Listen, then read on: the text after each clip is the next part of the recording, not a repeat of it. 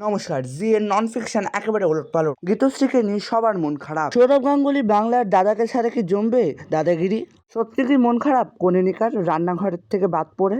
17 বছর ধরে দিদি নাম্বার ওয়ান করে শুধুই কি রাজনৈতিক কারণে বাদ পড়লেন রচনা?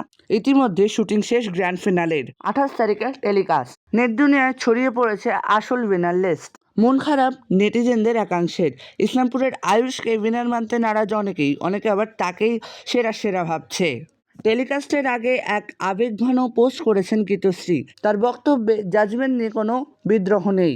ঈশ্বর এবং দর্শকদেরকে ধন্যবাদ জানিয়েছেন গীতশ্রী। কমেন্ট বক্সে দর্শকদের কষ্ট ছিল চোখে পড়ার মতো।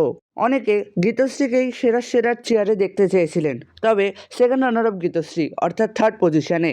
সুভাষ নামের দর্শকদের মন খারাপ। 17 বছর পর লম্বা ছুটি দিল জি বাংলা রচনা বন্দ্যোপাধ্যায়কে।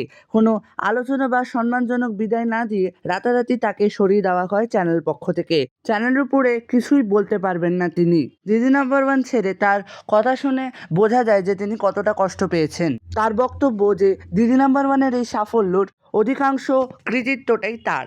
একই সঙ্গে জি বাংলাকে এক চ্যালেঞ্জ ছুড়ে দিয়েছেন রচনা। তাকে ছাড়া এই শো কদিনই বা চলবে, কতটাই বা জনপ্রিয় হবে নতুন সঞ্চালিকা স্বস্তিকা মুখোপাধ্যায়কে নিয়ে? অনেকে বলছেন শুধুমাত্র বিরোধী দলের সাংসদের জন্য তাকে বাদ দিল চ্যানেল।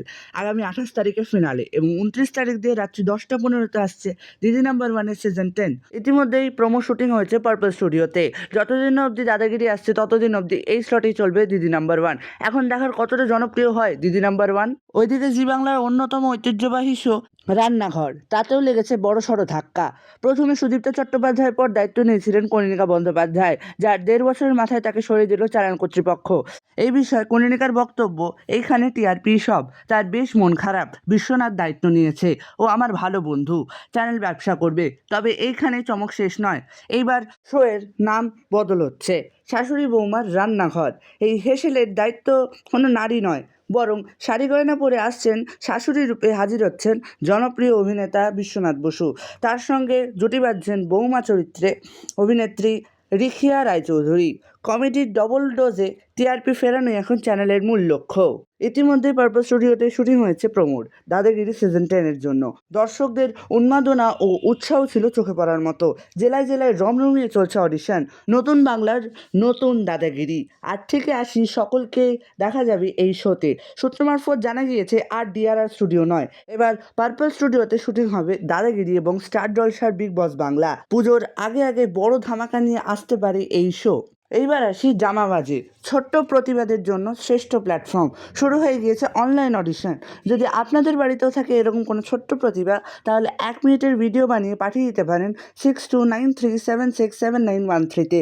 শুধু অভিনয় আর আবৃত্তির সঙ্গে #ড্রামাবাজ লিখতে ভুলবেন না কিন্তু। এটি ডান্স বাংলা ডান্সের আদলে একটি নন ফিকশন হতে চলেছে।